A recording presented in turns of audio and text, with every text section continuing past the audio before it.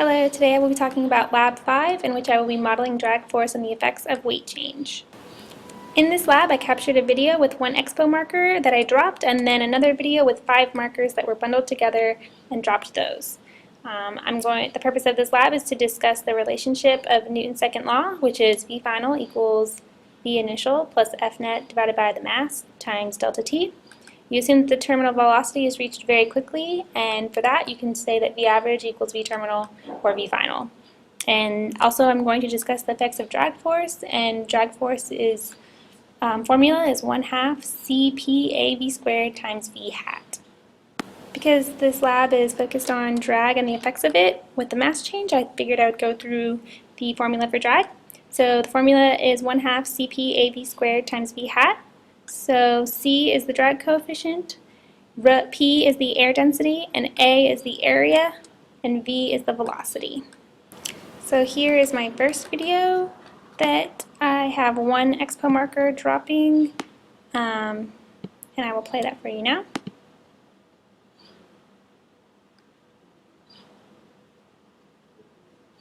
And there it is. And this is my second video in which I have 5 expo markers bundled together and dropped, and here it is dropping right now. And there was that.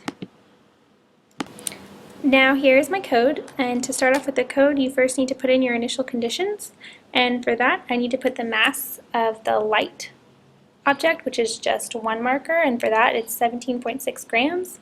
And then also the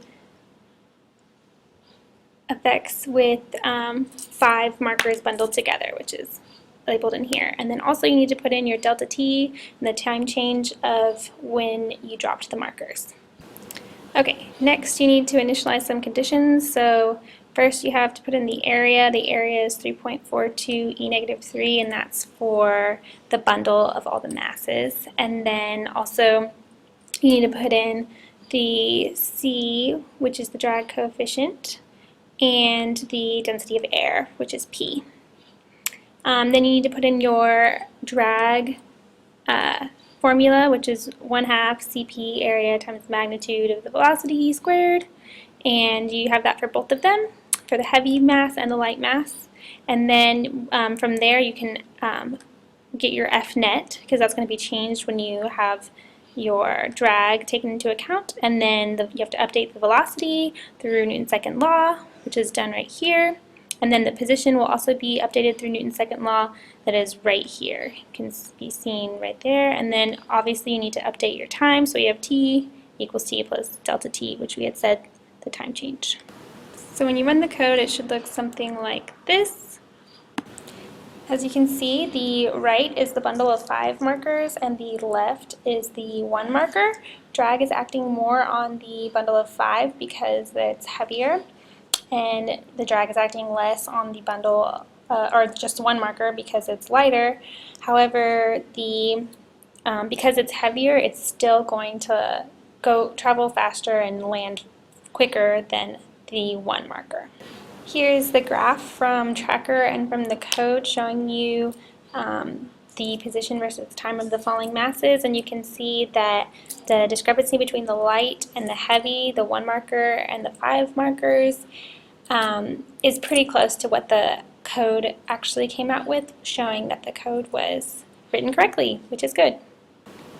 Now it's time to look at the math for all of this. So as you can see, for 1 marker and 5 markers, the math is pretty much the same. You still have the mg equals 1/2 CPAV squared, and 5 markers is the same thing, except for now you have 5 mg instead of 1 mg because you have 5 markers and not just 1.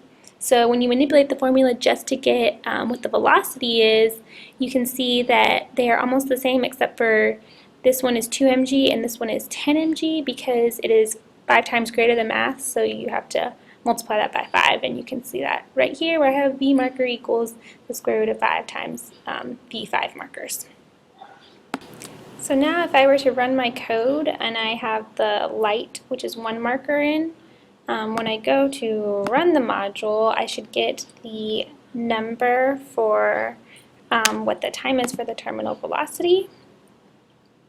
And as you can see right here, it's 12.659, which is about 12.66 seconds. So now that I have the value for one marker, I can use the formula that I found from the earlier, that 5 markers would be the one marker divided by the square root of 5.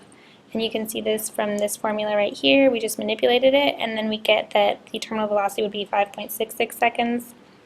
The Python value, that when we run the code, would be 6.96 seconds. So as you can see, it's very close. Next, I want to talk about reasons for discrepancies in the code and the formula numbers. So assumptions that were made that could result in the errors could be that the band was holding the markers together was not added to the weight, so I had like a rubber band holding them all together.